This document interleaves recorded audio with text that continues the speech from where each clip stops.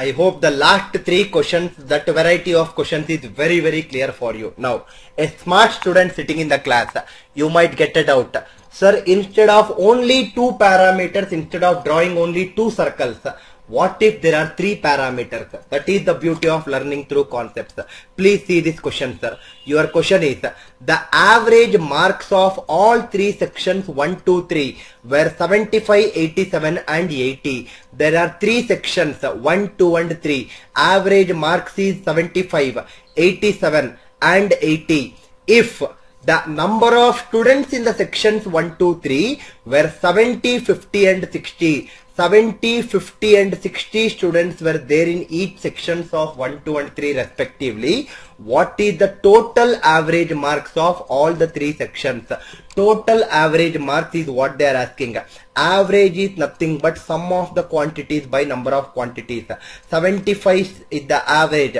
70 students. 75 into 70. 87 into 50. 80 into 60 divided by total number of students is 70 plus 50 is 120, 120 plus 60 is 180, totally 180 students. Instead of multiplying and wasting our time, let me apply the concept of tentative average. If I assume the average as 75, 75 with 75, the difference is 0. 0 into any number is 0. 87 difference with 75, it is 12. 12 into 50, it is 600. 12 into 50 is 600.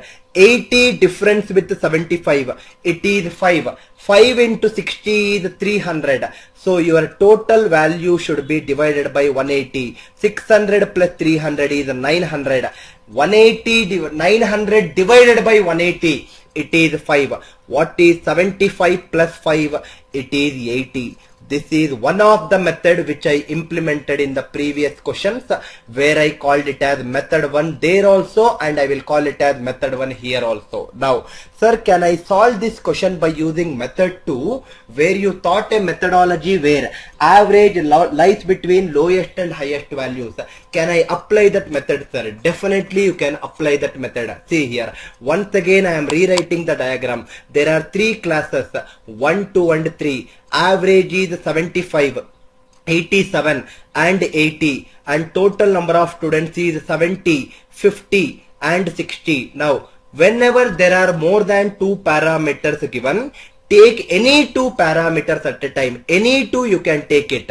If I take the first two parameters, 70 and 50 is in the ratio 7:5. Now, can I say that it is 75 plus diagonal element of 75 is 5. Sum of 5 and 7. Sum of 5 and 7, it is nothing but 12.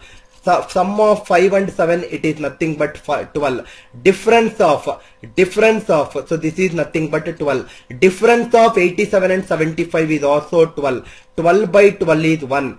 5 into 1 is 5. What is 75 plus 5? 80. That means if I combine the first circle with the second circle, inside the circle I will get it as 80, and outside the circle 70 students, 50 students combined together is 120 students, and do it with the remaining circle, which is the third circle, 80 with 60. If you are little smart, method 2 can get the answer even more faster in this example, because I told you that when all the numbers in the given series is the same, average is also same.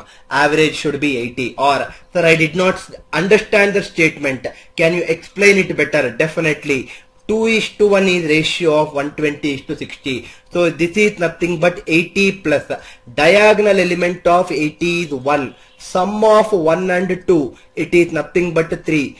Difference of 80 and 80, it is nothing but 0. 0 into 1 by 3 is 0. 80 plus 0 is again 80. Whenever there are more than two parameters involved in a question, please take any two parameters at a time. Combine those two parameters to a single parameter and do it with the remaining value which is not taken earlier. I hope the idea is very clear for you people.